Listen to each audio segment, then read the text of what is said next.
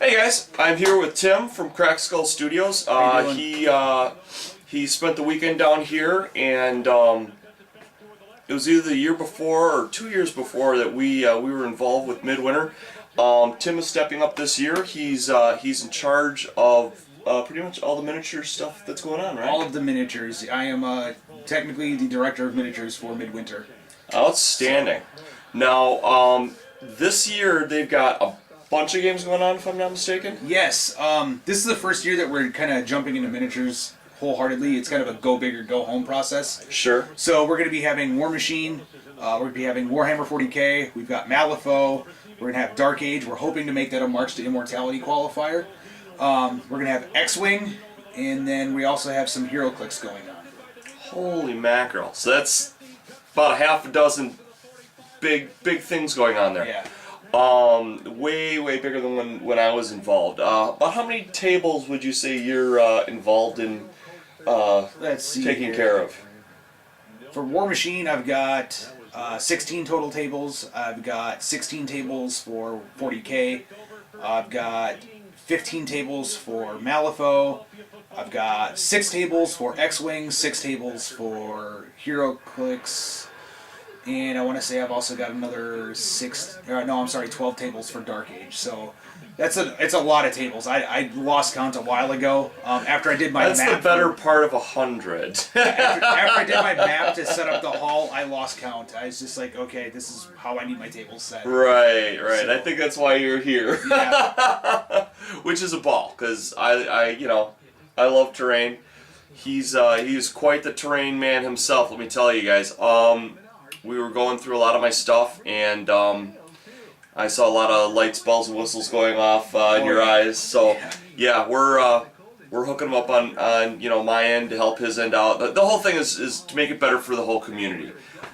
We would love to see, both of us, we'd love to see Midwinter really blow up and become a major con.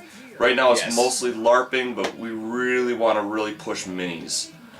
And role-playing games. That's another thing that we're also really pushing this year is the role-playing game side of it too. So. Cool. A lot of Pathfinder? Yes, Pathfinder Society is actually going to be there, along with a local group called Nexus Role-Playing.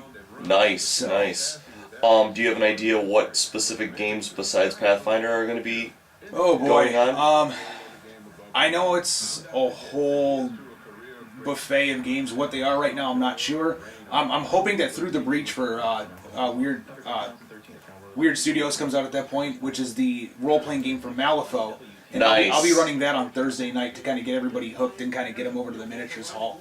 Because miniatures is one of those things that some people find a little intimidating, so we're trying to work them into it and ease them into it a little bit more. So a little bit hard when you have that many rules. It's with like role-playing and whatnot, you can pretty much say, what do I need to roll? And then with miniatures, it's more of a, what do I need to roll time after time after time after time. So I can totally understand that, but well, on to the terrain. yeah. What did we do this weekend? Oh boy, we knocked out 32 buildings from Highly detailed. Yes. I might add. From scratch. Like I brought the design down, and we literally started by cutting up strips of cardstock, cardboard, foam cord. Just there was so much stuff. A lot that of was template involved. cutting. Yes. And we went from having it all cut into basic shapes into assembly and finally airbrushed. Yeah, we finally busted out the 250, which is an external feed, and got them all black based. Took a little while, but you know, there's a little bit of a learning curve. It wasn't that bad. Then Tim got me on the website where they actually showed the download book for Dark Age. By Cool Mini or Not. By Cool Mini or Not. Very impressive minis and terrain. If you love like post-apocalyptics, Mad Max style, or Necromunda, any of those style games, this is the game for you. It's really stinking cool. So we raided my Bits box. Can't remember what that toy is called or whatever. But robotics or something. It's kind of like a fancy style Lego, for a lack of a better phrase, but the connection points aren't as obvious. And so yeah, I'm like, go with it. And he's gonna, I'm sure he's gonna have fun with that. Let's see. Any highlights of this weekend you can think of? Well, besides me snoring, you got your first he slept over. We had an awesome game, and I'm so mad that I did not videotape this. We had an awesome game of Malifaux. I was playing Beasties, my wife was playing Women, and of course, well, we all know who's going to win that batch. Yeah. There's pretty much no contest at the end. Yes, the Hobbit won. She stopped my Beasties. But it was a load of fun. It's a unique game in the sense that the mechanics of play are significantly different than other ones. So if you're really used to kind of cookie cutter style games and you want something that's got a really different flavor, Malifaux is for you. It's got such a unique flavor to it, and it really does feel like you're playing a card game and you're anteing up. Yes. A lot of times, so it's got that gambler appeal. Yeah, that's actually the key feature, is that in Malifaux there are no dice used. It uses a deck of cards that's based off of a poker deck. Mm-hmm. So you actually have rules in there where you can cheat fate, so you can actually cheat and get better cards for your results. Yeah, So. it's cool. It's a very, very fun system.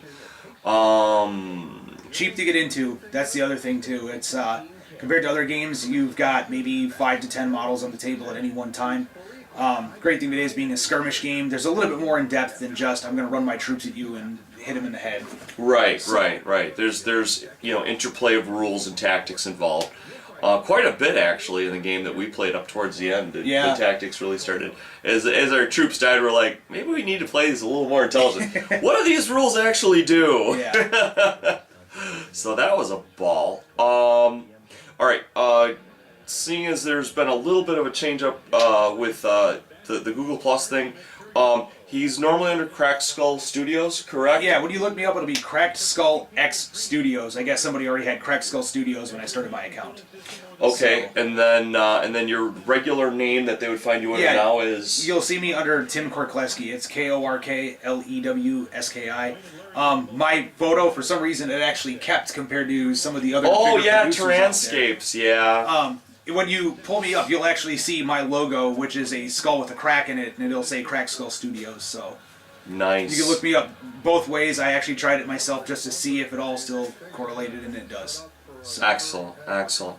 So yeah, check out his channel, subscribe to him. Definitely, if you're anywhere in the Wisconsin, Northern Illinois area, it's in Milwaukee. They got tons of hotels, motels, places you can stay, and just come and check it out. It was a ball having Tim over. Yes, definitely. It was a really, really good time. He's a factory guy, I'm a factory guy, so you get two factory guys together and just stuff piles up. We can crank it out. So, again, check out his channel, and look into Midwinter, and hopefully we'll bring you more updates as this progresses forward. Midwinter Gaming Convention is actually in Milwaukee, Wisconsin. It is in January 16th through 19th, 2014. And right now, the best place to find us is on our Facebook page, Midwinter Gaming Convention. Just look it up on Facebook, you'll find a page, and we'll have all the info on there. I'll say, I'm sure if you throw in a .com, it won't hurt either. Yeah. All right. Thank you so much. Thanks. It's a pleasure. Bye-bye.